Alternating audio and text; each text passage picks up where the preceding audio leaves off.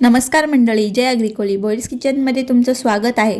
तर आज आपण बनवणार आहोत केळीच्या फुलाची भाजी। तर आपण याच्या फुलामधून काढलेलं आहे ते थोडं, आणि ते तुम्हाला व्हाईटवालं दिसतंय ते आहे, ते आपण घेणार नाही आता। तर तुम्हाला दाखवते ते कसं काढलेलं आहे। तर ही अशी दांडी असते ती काढायची, आणि प्लास्टिकच्या पाकळीसारखं असतं बघा हे, तर ते काढून टाकून द्यायचं। हे आपल्याला भाजीमध्ये घ्यायचं नाही, त्या दांडीला असा उग्र वास येतो, त्यामुळे भाजी खावीशी वाटत नाही।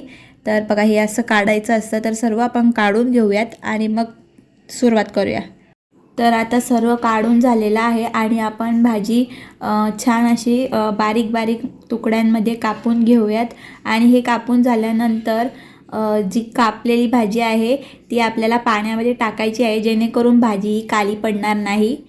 तर सर्व आपण कापून घेऊया। तर आज मला हेल्पिंग हँड आहे माझी काकू। तर बघा मी आज शूटच केलेला आहे, बनवलेलं नाही। तर आता ही पाण्यातून भाजी पूर्ण काढून घ्यायची, आणि कुकरला 2 शिट्ट्या होईपर्यंत उकडायची आहे, आणि मग आपण ती बनवूयात। तर आपण बनवण्यासाठी साहित्य घेतलेलं आहे, चिरलेला कांदा, मिरची, टोमॅटो, कढीपत्ता आणि कोथिंबीर। चला बनवूयात। तर आता आपण इथे तेल घेतलेलं आहे, तेल थोडं जास्तच घ्या, कारण भाजीसाठी या तेल जास्त लागतो। तर आता आपण इथे घातलेलं आहे राई, जिरं, कढीपत्ता आणि मिरची।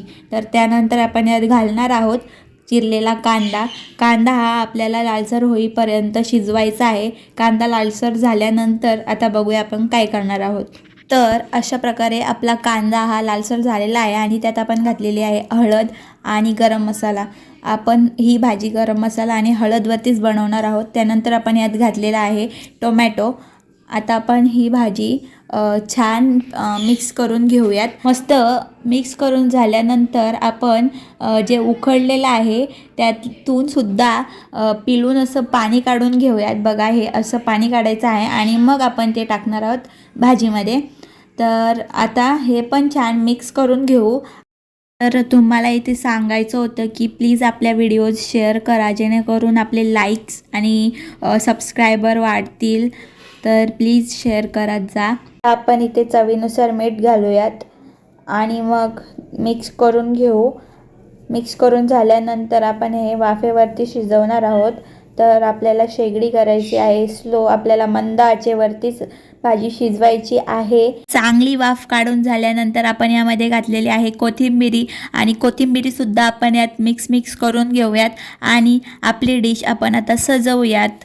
तर मंडळी आता आपली आतुरता संपलेली आहे, आणि अशा प्रकारे आपली डिश रेडी झालेली आहे। तर ज्याची आपण भाजी बनवली त्याच्याच पाकळ्यांमध्ये आपण डिश सजवलेली आहे। कशी वाटली क्रिएटिव्हिटी नक्की सांगा। व्हिडिओ आवडली असेल तर लाईक करा, शेअर करा, कमेंट करा, आणि सबस्क्राईब करायला विसरू नका। Thanks for watching.